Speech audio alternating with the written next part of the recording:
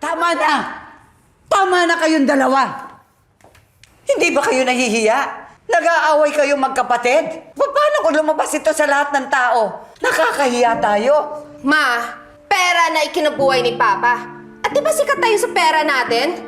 Saan ka pupunta, Violet? This is useless, Ma! Pwede ba lawyer ko na lang makipag-usap sa inyo? Ano ka ba? Gagawa ka ng iskandalo? Magdidimandahan kayo para malaman ng buong mundo na nag-aaway-away ang pamilya natin dahil sa pera?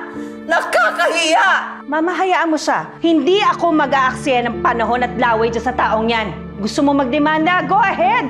Para magkalabasan kung sino ka at yung asawa mo. I think this is a joke. This is a prank? Na nagtapang-tapangan lang ako? Sige, magpagalingan na lang tayo ng lawyer. Fine! Let go of me! Hindi ako mag-aaksaya ng laway ko at ng panahon ko sa taong yan, Mama. Uncle Felino, call Attorney Gallardo.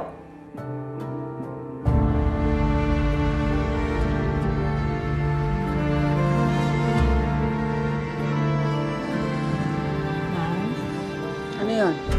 Gamot niyo po. Ayoko. Ma'am, pero sabi po ng doktor niyo, Ang sabi ko, ayokong uminom ng gamot. Wala naman ako sakit. Bakit ba inom ako ng inom ng gamot?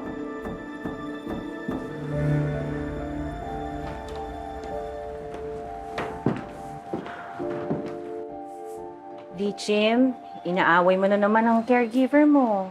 Eh, paano? Ang kulit-kulit niya. Pilit ng pilit sa akin na magpainom ng gamot. Inaalagaan ka lang niya, Lichim. Ayoko ng inom ng gamot. Dahil sa dami ng iniinom ko, hindi na tuloy ako makapag-isip. Puro na lang gamot ang aking katawan. Makakasama yan sa katawan mo.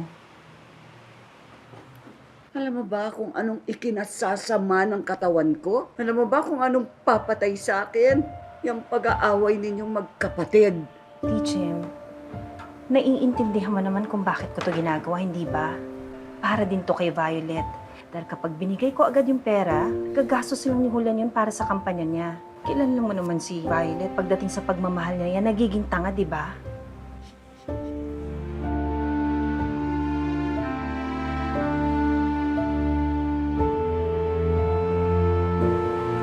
So ano nangyari? Inaway mo si Lily? What exactly did you tell her? What she deserves to hear. Ang yabang-yabang nung babaeng yon, lalo lang nung namatay si Papa at halos napunta na sa kanya lahat ng kumpanya ng Crestmont. And how did that happen? Because you let her. I did not. Nasa ICU pa lamang ang papa mo, sinasabi ko na sa'yo na... What? You expect me to tell my mom na I want a company habang namamatay na yung papa ko anytime? Ano na lang kayo sasabihin ng mama ko sa Ano akin? nangyari ngayon? Kinuha ni Lily ang lahat because you chose to be nice. Tapos ngayon magtataka ka kung bakit lahat napunta sa kanya?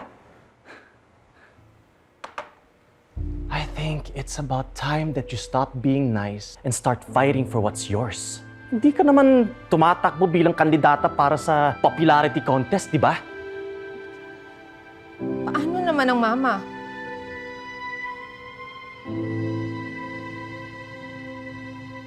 Bakit naman biglang tinanong yun ng nanay mo?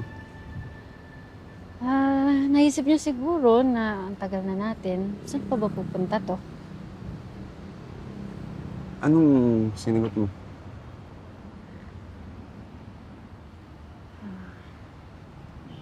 Hindi mo rin nasabi, no?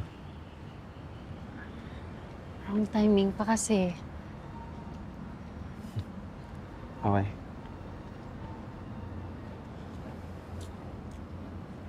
Uy, tinutoyo ka na naman. Tinutoyo. Hindi ah. Ano, babago yung mood mo eh. Oh. Smile na. B, tapatin mo nga ako. Gusto mo ba talaga magpakasal sa akin? Ano naman tanong yan? Oo naman. Nag-guess na ako, diba? Handa ka bang iwan yung nanay mo? At sumama sa akin para magkaroon ng sariling buhay?